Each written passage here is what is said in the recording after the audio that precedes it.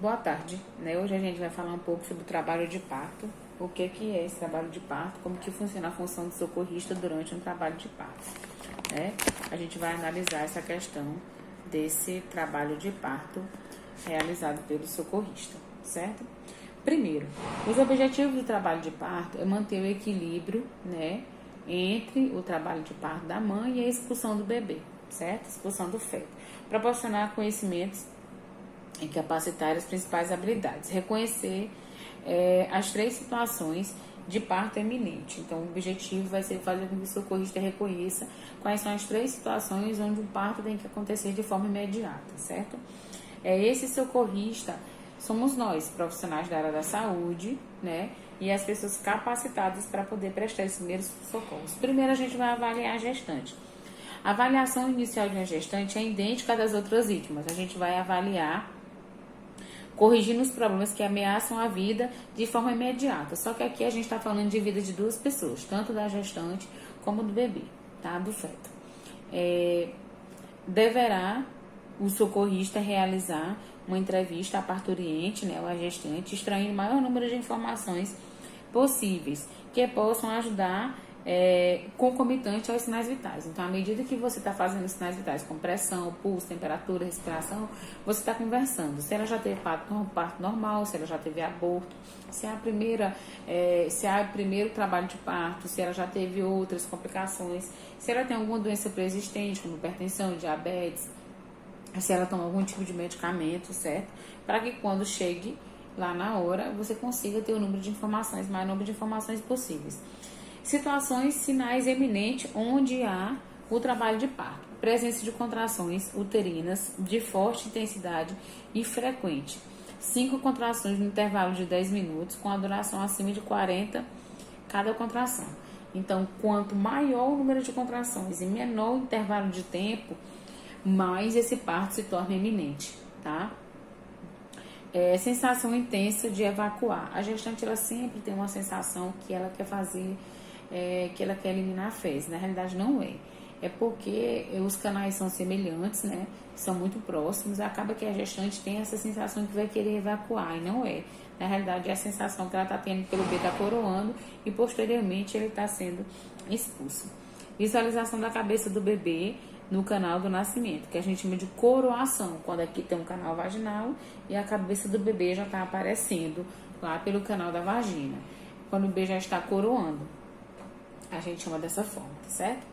Importante, não permitir que a parturiente vá ao sanitário, a gente não pode permitir que a gestante vá em trabalho de parto para o banheiro, porque ela pode ter o bebê dentro do vaso, né? Quanto mais a gestante fica de cócoras, mais ela encaixa, mais o bebê desce. Não impeça, né, retarde ou acelere o processo de nascimento. A gente não pode usar mecanismos que acelere esse processo ou que retarde, porque é um processo fisiológico, natural e normal da mulher. O trabalho de parto é um processo lento, pode durar horas, não é restringido apenas ao nascimento. Por exemplo, tem mulheres que têm trabalho de parto de 24 horas. De 36 horas, mas é um trabalho de parto lento e gradativo. Todo trabalho de parto onde não tem sofrimento fetal, ou seja, não tem sofrimento da criança, é um trabalho de parto que a gente chama de fisiológico, é quando está tudo dentro dos padrões da normalidade e a criança, por mais que tenha um trabalho de parto duradouro ou bem demorado, a criança está bem, tá? Quando a gente vai fazer esse posicionamento, coloque algo, uma almofada, um cobertor dobrado embaixo do ombro da mãe, né? Para manter o tórax ligeiramente elevado. Então, a nossa posição é elevar o tórax da mãe, essa parte aqui do tórax, até para que na hora das contrações ela tenha um apoio e um posicionamento correto na hora de fazer, ajudar na hora das contrações, certo? Faça antisepsia da região genital, né? A gente faz a antisepsia da região genital. Quando falar da região genital, fala toda a região da vagina, coxa direita e coxa esquerda. Com água, sabão, gás e soro fisiológico. Se porventura você estiver no pronto-socorro, a gente usa PVPI ou clorexidina. A gente sempre utiliza lençóis descartáveis ou toalhas limpas, tá? Embaixo da nádega do paciente, sobre a coxa, para que o abdômen da parturiente fique acima do umbigo, para que a gente consiga que essa paciente faça essa posição de retração, tá? Cubra o ânus da parturiente, né? Com uma dobra do lençol limpo e o gás para evitar que as secreções fezes eliminadas durante o trabalho do parto contaminem o bebê. Geralmente são dois orifícios, o orifício anal e o orifício vaginal, né? O orifício vaginal, orifício anal. Quando a gente vai fazer o tamponamento do orifício anal, a gente pega uma compressa, né? Ou um lençol e comprime o ânus durante o trabalho de parto para que o bebê não se contamine com as fezes da mãe que podem ser eliminadas durante o trabalho de parto, que é um processo normal, tá? A posição do lençol. Os lençóis tem que ser um lençol embaixo, né? 2 lençóis embaixo, um lençol cobrindo as pernas da parturiente para preservar a integridade física dessa paciente, né? Um lençol sobre a barriga e um lençol sobre as pernas, para que a gente consiga manter a integridade física dessa paciente. Dispõe de materiais de kit de parto próximo da parturiente, como a gente vai ver clamp umbilical, né? Os clamps umbilicais são os materiais de parturiente onde a gente clampa, pinça o umbigo, pinça o cordão umbilical posteriormente o trabalho de parto, tá? Aqui a gente tem uma pera, é uma pera para que a gente consiga aspirar a secreção do nariz dessa criança. Se você tiver no pronto-socorro, você pode usar aspirador, porque ele tem uma pressão maior, então ele aspira mais do que essa pera, tá certo? E despreze as luvas de procedimento, que são as luvas que já estão contaminadas, é um procedimento estéril. Então, você vai calçar as luvas estéreis, né? Os socorristas que tiverem contato direto com o RN deverão estar devidamente protegidos, como máscara, óculos de proteção, mangas longas e luvas estéreis, até por conta também da regurgitação dos líquidos que vem durante o trabalho de parto, para que você não se contamine. Não é líquido pingando, ele vem um líquido em forma de jato, à medida que você tira a placenta, correto? Então, o amparo, né, e recepção do recém-nascido. Durante a expulsão do recém-nascido, que é já a fase de expulsão do trabalho de parto, apoia a sua cabeça, né, do recém-nascido, deslocando a mesma para baixo com os dedos separados. Você vai fazer esse movimento de rotação. Apenas sustente o segmento cefálico, que é a parte mais importante, né? Você vai fazer uma sustentação do segmento fetálico, do segmento cefálico, que no caso é a cabeça do bebê. A gente não faz esse movimento de puxar, né? Não, é um movimento fisiológico. À medida que ele vai saindo, você vai fazendo a proteção do cefálico, tá? Nunca tente puxar com os dedos ou de forma de gancho, ou colocar o pescoço do bebê entre os dedos, tá? Por mais que seja um pescoço bem fininho, certo? Se o parto for expulsivo, que é um parto natural expulsivo, a cabeça sai com uma determinada violência, né? Ela sai em forma de tufo, tá? E ampare com as mãos da cabeça do recém-nascido, dos dedos da mão inferior, para que o períneo não tire distensão. Então, você com esses dedos, você segura o períneo. Quem não sabe o que é o períneo é o canal que divide o ânus da vagina. Você comprime o períneo para que não haja laceração. O que é essa laceração? É quando há uma abertura do períneo e a gente consegue ficar com os canais juntos, tanto a vagina quanto o ânus, tá certo? Então, a gente pressiona o períneo e segura a cabeça do bebê. Pressiona o períneo e segura a cabeça do bebê. Se o cordão umbilical estiver em volta do pescoço do recém-nascido, que a gente chama de circular de cordão, a gente vai liberando o cordão gradativamente, até para que a gente não asfixie o bebê, certo? Então, muito cuidado com a questão de circular de cordão, certo? Se a circular de cordão, que é o cordão em volta do pescoço, não puder ser liberada, imediatamente após o nascimento, você clampa e com muito cuidado para que não haja lesão do recém-nascido. Se o bebê nascer envolvido pelo saco amniótico, que é a bolsa amniótica, que o bebê amanhece e nem teve rompimento da bolsa, que nem vocês veem na internet, o bebê tá lacradinho lá dentro da bolsa, ele pode ser rompido fazendo uma prega, né, com o dedo indicador e estourando aquela bolsa. Você faz a prega e a bolsa estoura, que a gente chama de parto. Na realidade, não houve a bolsa e a bolsa não ficou rota, ficou com a bolsa comprometida, certo? Em geral, a cabeça do RN apresenta-se com a face voltada para baixo. Então, o RN ele apresenta com a face voltada para o ânus durante o trabalho de parto. Quando você vai fazer isso, você dá essa leve giradinha para que o bebê nasça com a cabeça voltada para vagina, tá? Guie cuidadosamente a cabeça para baixo, sem forçá-la facilmente, assim a liberação do ombro superior e em seguida ligeiramente os braços. Então, se você faz isso, o ombro sai um ombro, posteriormente sai o outro e o restante do corpo já sai automaticamente através do líquido, certo? Com o dedo indicador e o dedo médio, em forma de V, né, a gente pega a cabeça pela mandíbula, com a base do crânio segurando, para que não tenha nenhum problema. Com uma das mãos, apoie a cabeça e a outra mão sobre a dorso e segure as pernas do recém-nascido, numa superfície a nível da mãe. Então, a gente sempre vai colocar o recém-nascido a nível da mãe. Envolva neste momento imediatamente o recém-nascido com um cobertor para evitar a hipotermia. Cubra principalmente a cabeça, deixando a face exposta. A hipotermia é um problema seríssimo. Muitas crianças vão a óbito por conta da hipotermia, porque a temperatura intrauterina ou a temperatura dentro do útero é uma temperatura acima da temperatura corporal. Então, o bebê, quando ele vem, ele sente muito frio, né? Mas também a gente tem outro problema aqui, quando a gente fala da hipotermia. Tem muita gente que confunde frio, hipotermia com frio excessivo. Essa criança ela não tem frio excessivo. Ela vai ter que fazer o equilíbrio corporal do corpo dela com a temperatura do meio exterior. Por exemplo, se você mora lá no Rio Grande do Sul e lá é muito frio, então, consequentemente, a criança vai sentir mais frio. Agora, se você mora aqui no Maranhão, possivelmente em Imperatriz, que tem horas que a temperatura chega a 40 graus, dependendo da quantidade de tecido que você coloca nessa criança, essa criança pode desidratar, devido à grande quantidade de calor que ela vai ter, certo? Aqui ele mostra como que se posiciona, né, os cuidados com o recém-nascido na hora de fazer o posicionamento do crânio. A primeira medida a nascer é envolver o RN automaticamente em um lençol para prevenir a hipotermia, tá? Lembrando que a gente tem que anotar a hora exata do nascimento, né? A gente não coloca o nome da criança na pulseirinha, a gente coloca o nome da mãe da criança, RND, né, a data do nascimento, e a hora do nascimento a gente também identifica na pulseira do recém-nascido, tá? O tratamento pré-hospitalar do recém-nascido, antes do paciente ser atendido no hospital. Você vai limpar o rostinho do recém-nascido com um gás estéreo, né, um gás úmido, tá? Nunca um gás seco. Ajudar a perinha na hora da aspiração do nariz, tá? Lembre-se que quando se estimula a narina de um recém-nascido, ocorre um reflexo inspiratório. Portanto, a aspiração de secreções, aspire primeiro a boca do recém-nascido, depois a narina.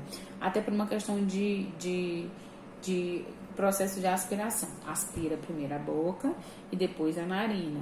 Pode limpar por último os olhinhos. Então, boca, nariz, olho.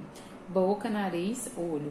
Primeiro limpa a boca, aspira a boca, depois o nariz e por último a questão dos olhos. Aqui ele mostra como que se aspira a cavidade oral. Abre a boquinha do bebê, comprime a pera e na hora que relaxar a pera ela já vai fazer o processo de aspiração. Aqui é quando a gente fala que o bebê tá coroando, a gente tá vendo lá no finalzinho o crânio do bebê, certo? O processo de dilatação do colo uterino, do parto, ele pode acontecer em média 60 segundos na primeira gestação, né? E de 15 a 30 minutos em gestações seguintes. Quanto mais gestação a mulher tiver, mais partos normais, mais facilidade ela tem de dilatar. Quando o médico faz o toque, ele faz o toque aqui, ó, no preventivo, lá onde você faz no colo do útero preventivo. Quando a mulher ela vai fazer o trabalho de parto, o médico coloca os 2 dedos e faz isso, para que ele consiga entender, né, e medir com os 2 dedos para saber se deu 11 centímetros. A mulher ela entra em trabalho de parto, né, e a gente começa a evoluir para um trabalho de parto já no finalzinho acima de 9 centímetros, que é quando a mulher está pronta para ter o filho, tá? São de 9 a 11 centímetros. Aí já é um bebê, quando ele nasce dessa forma, a gente faz um processo de rotação para que o bebê consiga ficar com o rostinho voltado para a vagina, certo? Aqui é quando a apresentação do bebê é pélvica, né? Que quando a apresentação é cefálica, o bebezinho nasce com a cabecinha para baixo. Quando a apresentação é pélvica, o bebezinho nasce sentado, né? Na hora da posição, ele estava sentado durante o trabalho de parto. Avalie a respiração do bebê, né? Se o bebê realmente está respirando de forma normal. Se o bebê não chora, estimule massageando nas costinhas dos dedos, como se fosse a massagem cardíaca, tá? Circulares em forma de tapinhas para estimular o bebê chorar. Nas palminhas dos pés também, para que a gente consiga estimular o choro. O choro ajuda a limpar as secreções que eles têm, que ele porventura possa ter aspirado durante o trabalho de parto, tá? Permaneça com o bebê, sempre no mesmo nível da mãe, mesmo quando é para retirar o cordão umbilical, certo? Corta o cordão umbilical. Se o bebê chora, seccione imediatamente o cordão umbilical. Você vai fazer, se ele não chora, avalie a respiração, verifique a pulsação no cordão umbilical. Você pode verificar a pulsação também no cordão umbilical, certo? Até coleta de DNA a gente faz no cordão umbilical. Até medicações, se o paciente precisar, a gente também pode fazer no cordão umbilical. Dispõe de grampo, que são os clamps, né? Você vai usar 2 grampos. Primeiro a gente pinça com a pinça e depois coloca o clamp. Geralmente, o grampo que fica geralmente a 4 centímetros do umbigo, tá? Que são os 2 dedos. Então, você coloca 2 dedos, clampa e corta. Selecione bisturi estéreo, né? Para fazer a cauterização e cortar esse cordãozinho umbilical. Para que você meça 2 dedos, coloca o clamp e corta esse cordão umbilical. O procedimento de parto sem material esterilizado. Na ausência de um kit de parto com bisturi estéreo proposto o cordão umbilical, você vai pegar apenas o clamp, né, que é o clamp que a gente tem, e a gase estéreo seca, e aplique os torniquete, que é amarrar firmemente o gás. Você amarra com o gás e clampa seguidamente. Bota 2 dedos, clampa e posteriormente você amarra com o gás, tá? Nos locais indicados para que haja o clamp umbilical. Após o corte do cordão umbilical, pode ocorrer um sangramento contínuo, né? Por isso que você deve colocar outro clamp. Envolve o gases estéreo seco. Avalie o RN e procure as alterações, como possíveis lesões durante o trabalho de parto, lábio leporino, fenda palatina, ânus imperfurado e outras malformações congênitas. A gente sempre fala do trabalho de parto e sempre esquece da mãe. Durante o trabalho de parto, a mulher ela pode ter vários problemas, como laceração uterina, ela pode ter prolapso uterino, né? Que é a expulsão do útero, ela pode ter o útero lacerado, dependendo do tamanho do bebê, tá certo? Então, tudo isso pode acontecer durante o trabalho de parto com a mãezinha do recém-nascido. Esse aí é uma placenta. A placenta ela serve de fator nutricional tanto para o bebê e ajuda na oxigenação e nas trocas gasosas e a excreção do bebê. A placenta ela tem um formato semelhante de um bofe, né? Muita gente chama dessa forma, material esponjoso e altamente irrigado, né? E ele ajuda nessa correlação mãe-bebê durante toda a gestação, certo? A gente tem um problema seríssimo com a contração vaginal da mamãe, né, da gestante, porque o útero começa a contrair no trabalho de parto em um movimento de ritmo. 5 contrações, 10, 15, 20. Durante a expulsão do feto, o útero ele pode ter como reação adversa, uma reação não esperada, a contração uterina. Então, mesmo sem já não ter mais bebê, o útero continua contraindo, né? Essa contração do útero faz com que você desenvolva uma hemorragia uterina, porque por algum problema o seu útero, mesmo após a expulsão do feto, continua contraindo, tá? A gente tem que quantificar essa hemorragia, que é considerada hemorragia acima de 500 ml de sangue. O paciente tem uma tendência realmente após o parto a ter uma menstruação volumosa, mas hemorragia não, certo? Nos primeiros dias o paciente usa fralda por conta dessa hemorragia muito volumosa, dessa perda de sangue volumosa, mas ainda não é considerada hemorragia. Ele vai mostrar aqui que você pode usar absorvente noturno e tal, colocar um tamponado que vai ficar melhor na hora de quantificar. Na hora de fazer a massagem do abdômen, eu vou mostrar aqui para vocês como que funciona. Esses movimentos circulares com o objetivo de estimular a contração uterina, né, são consequentes da diminuição da hemorragia. Se você sentir o útero contraindo, né?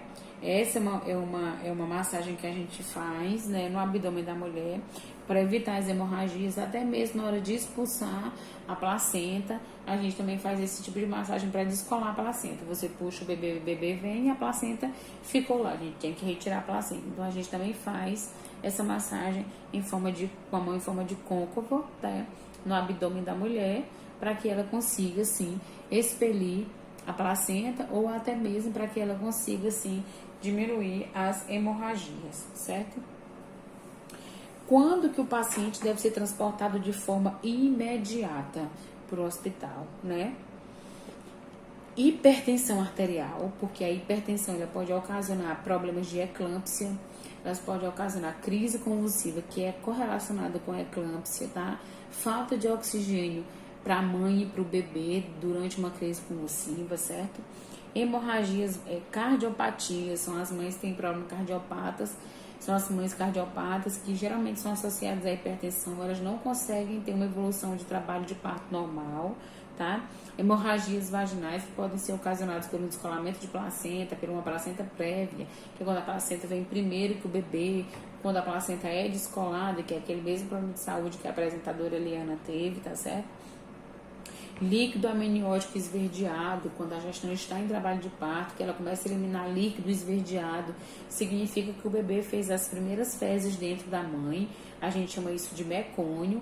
O mecônio, a gente tem um problema seríssimo com o mecônio, que é quando o bebê ingere as fezes, né? Ou quando passa muito tempo e a mãe consegue, quando o útero dessa mãe consegue absorver essas fezes e acaba evoluindo para um processo infeccioso, certo? Prolapso de cordão, que é quando o bebê tem um cordão invulcro, tá? Apresentações diversas, diferente de cefálica. O que é a apresentação cefálica? A apresentação cefálica é quando o bebê está de cabeça para baixo, que é a posição do parto normal. Quando o bebê tem a apresentação pélvica, é quando ele está sentadinho, né? Sentadinho lá na vagina da mamãe, no útero da mamãe. Ou então quando ele está atravessado, que é de forma transversa, tá certo? A forma de transporte. Posicione a paciente em decúbito lateral esquerdo. Por que em decúbito lateral esquerdo? De ladinho esquerdo, porque ela vai oxigenar melhor, ela vai ter uma circulação melhor, tá? Alivia as compressões sobre a veia cava inferior, aumentando a circulação sanguínea materna. Evita as consequências como hipóxia, que é a falta de oxigênio para o bebê. Evita o sofrimento fetal. Evita o relaxamento do esfíncter anal, com a liberação de mecônio, devido à descarga de adrenalina, né? Então, você tem que deixar o paciente de decúbito lateral, que evitar o sofrimento fetal e o sofrimento materno, tá? Para finalizar, eu queria agradecer a participação de todos vocês na minha disciplina de primeiros socorros. Foi um prazer muito grande contar com a participação de todos vocês, tanto nas nossas aulas práticas como nas nossas aulas presenciais. Queria muito agradecer o empenho de cada um.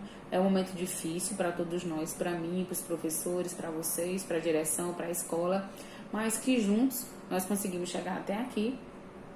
E a partir da semana que vem começam as aulas presenciais. Que Deus abençoe a vida de vocês, que consigam todos os objetivos, que a gente consiga superar todos os obstáculos, porque a saúde precisa da gente, a saúde precisa de profissionais da área da saúde que possam nos ajudar nesse momento tão difícil. Para finalizar a nossa atividade, descreva dois sinais de trabalho de parto. Fale sobre o parto expulsivo. Cite 3 cuidados com recém-nascidos após o parto. Quais as medidas de controle de hemorragia após o parto. Cite 4 situações onde o transporte tem que ser realizado de forma imediata. A professora só vai receber a atividade até domingo, dia 2, né? A partir de segunda-feira a gente começa a lançar as notas no diário. Que Deus abençoe a vida de vocês. Que Deus abençoe a vida de vocês. Beijo.